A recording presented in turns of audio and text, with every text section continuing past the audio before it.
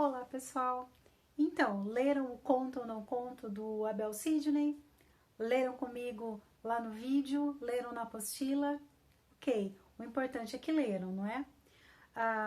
Esse vídeo é para fazer a correção das perguntas sobre esse texto, né? Então, quem não leu o texto ainda, por favor, leia.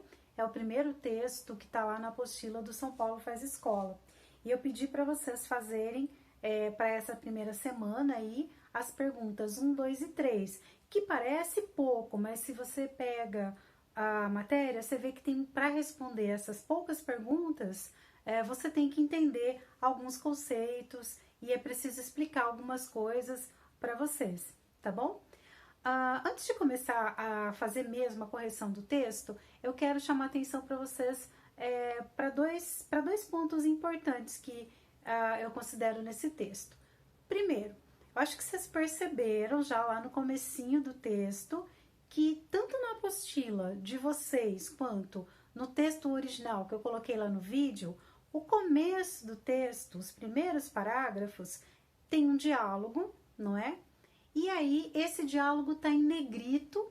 E no caso do texto que eu coloquei no vídeo, além de estar em negrito, como está na apostila de vocês, estava também em letra cursiva, que é essa letra que a gente chama popularmente de letra de mão, não é? Aí eu pergunto para vocês, mas por que tá assim, não é? Será que ninguém viu essa diferença na hora de imprimir? Imprimiu em negrito sem perceber? Ninguém conseguiu ver isso? Ou será que isso tem algum significado?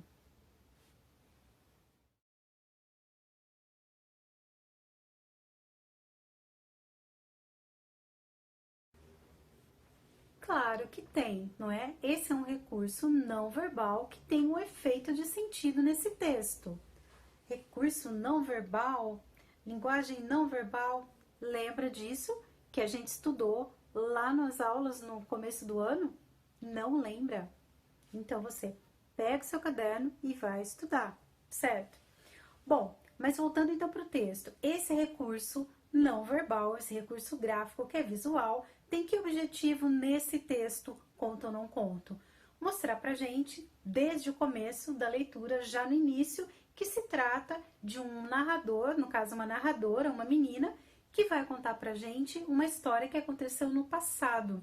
Então essa letra que começa em negrito, e letra cursiva, lá no vídeo que eu coloquei, ela tá diferente para mostrar, para causar esse efeito de sentido, que se trata de uma história, de um momento lá do passado, que a menina vai contar pra gente.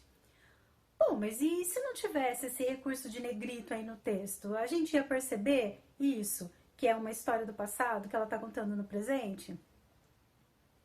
Sim, claro, a gente ia perceber. Só que a gente já ia lendo mais o texto para voltar. Aqui ela tá falando, ela estava lá no passado, agora ela veio no presente. Então, logo de cara, esse recurso já desperta o olhar da gente para prestar atenção e perceber que se trata de um texto, de um diálogo que aconteceu no passado. A outra coisa super interessante que eu gostaria que vocês prestassem bem atenção, e tenho certeza que vocês notaram quando leram o texto, é essa jogada legal que essa narradora, que é uma narradora personagem. Por que é narradora personagem mesmo? Porque ela participa do texto também. Sim, porque ela conta a história e participa da história ao mesmo tempo. Então ela é uma narradora personagem. Ok, sendo narradora personagem, ela constrói a história de uma forma super interessante. A forma como ela lida com o tempo, não é? Ela não segue a lógica do relógio, passado, presente, futuro.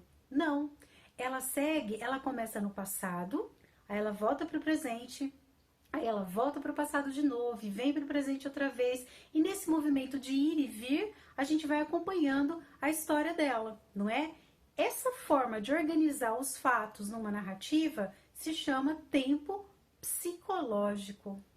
Olha só que legal. Então tem duas formas de organizar, do narrador organizar os fatos dentro da história. Ele pode organizar seguindo a lógica do relógio, um fato no passado, depois outro no presente, depois outro no futuro, e tendo uma continuidade assim dentro da história. Ou ele pode fazer que nem essa narradora aí, que começou no passado, veio para o presente, depois voltou para o passado, depois o presente, e assim vai.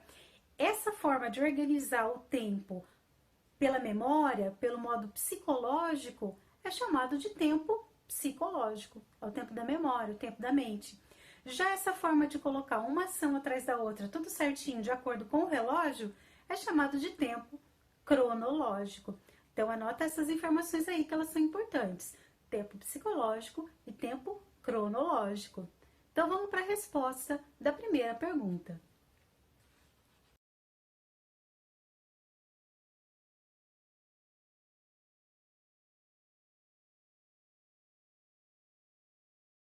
Bom, pessoal, para responder essa pergunta, a gente tem que pensar, a gente tem que dar uma olhadinha naquela explicação que vem logo abaixo da pergunta, que fala sobre foco narrativo em primeira pessoa, foco narrativo em terceira pessoa.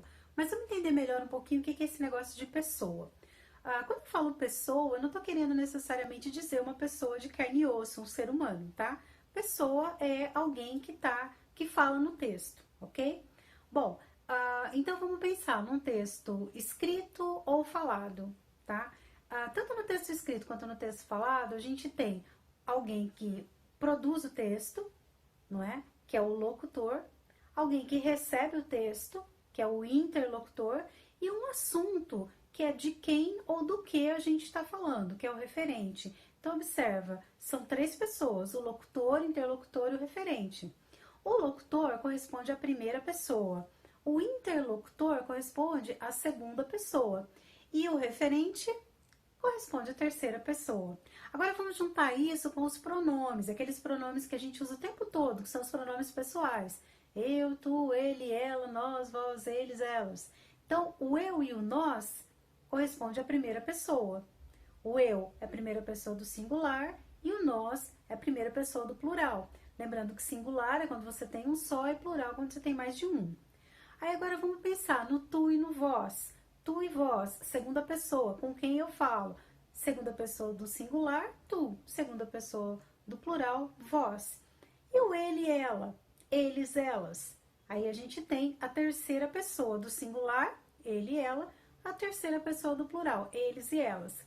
Bom, pensando nisso, vamos olhar agora para o texto. No texto a gente tem uma narradora que é narradora personagem, portanto ela está contando a história da qual ela faz parte, ela está contando a história dela mesma. Se ela está contando a história dela mesma, que pronomes que ela usa o tempo todo? Que pessoas ela usa? Isso, ela usa eu e nós. Quando ela fala dela, só dela, ela fala eu. Quando ela fala dela e da prima, ela fala nós. Então, observem, o foco narrativo está em primeira pessoa, não é? Então, a gente percebe já lá no comecinho, quando ela fala que ela se lembra dessa lembrança que ela teve, né, ela e a prima. Então, se vocês relerem o texto, vocês vão perceber que quando a narradora está falando, ela sempre está usando eu, ou então nós, quando ela se refere a ela e a prima ao mesmo tempo. Legal? Então é isso, essa é a ideia de foco narrativo em primeira pessoa. Se o narrador é narrador personagem, o foco narrativo é primeira pessoa. Por quê? Porque ele está sempre falando eu, nós. E se ele fosse narrador que não fosse personagem? Se ele fosse narrador observador? Como que seria o foco narrativo? Aí seria em terceira pessoa, porque ele sempre estaria falando ele ou ela, eles ou elas. Certinho? Então tá bom. Olha lá a resposta, confere no seu caderno e se precisar corrige, tá bom?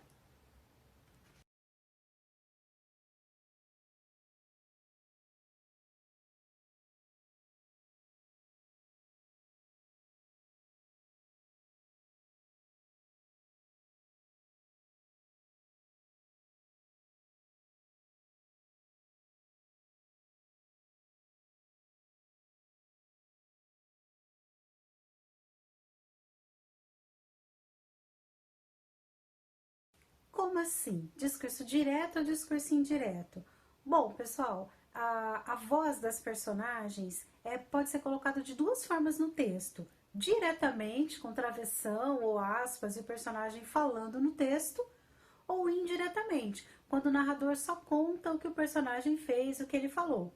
Quando o personagem fala diretamente no texto, a gente tem discurso direto, porque ele está falando diretamente no texto. Como é que a gente percebe isso? pelo uso de travessão, pelo uso de aspas. E quando é discurso indireto? É o narrador que está recontando o que o personagem falou. Simples assim.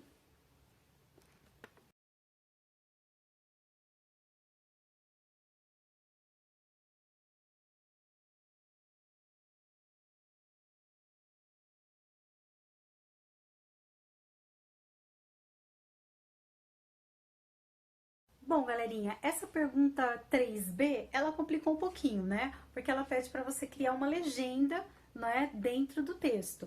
Bom, mas como assim? O que é uma legenda? Uma legenda é uma associação, uma relação que você faz, né, entre uma cor e uma informação que está no texto, ou entre um símbolo e uma informação que está no texto. É uma relação, né, de associação entre uma coisa e outra. Por exemplo, no mapa. Opa, peraí, um mapa? Mas será que mapa é texto? Será? A gente estudou que texto é tudo aquilo que produz efeito de sentido. O mapa produz sentido, portanto, o mapa é sim um texto. Então vamos voltar para esse exemplo. Então vamos supor que o nosso texto seja um mapa do Brasil. Então a gente vai separar as 5 regiões brasileiras, né? Sul, Sudeste, Centro-Oeste, Norte e Nordeste. E a gente vai colorir cada parte do mapa de uma cor, certo? Então, por exemplo, eu vou colocar azul para a região Sul, verde para a região Sudeste, vermelho para o Centro-Oeste, laranja para o Nordeste e lilás para o Norte, por exemplo. E aí eu coloco na minha legenda embaixo, azul, sul, verde, sudeste. Enfim, eu faço a correspondência. No caso da pergunta 3B, a gente vai fazer essa correspondência com o narrador, que é o narrador personagem. Então, o que eu fiz? Eu coloquei lá no texto, eu destaquei em lilás a primeira pessoa, quando o narrador está usando marcas de primeira pessoa do singular, que é o eu, e em branco a primeira pessoa do plural, quando ele está usando o nós. Então, lá na correção que eu fiz, eu criei uma legenda, aí eu peguei a cor lilás e destaquei no texto, escrevi de lilás no texto todas as palavras que se referem a marcas de primeira pessoa do singular, que é o eu, tá? E depois pintei de branco e fiz uma legendinha lá associando no texto todas as palavras que são da primeira pessoa do plural, que é o nós, tá bom? Então, olha lá, corrige, vê se você fez certo. Se não fez certo, tenta fazer de novo, ok?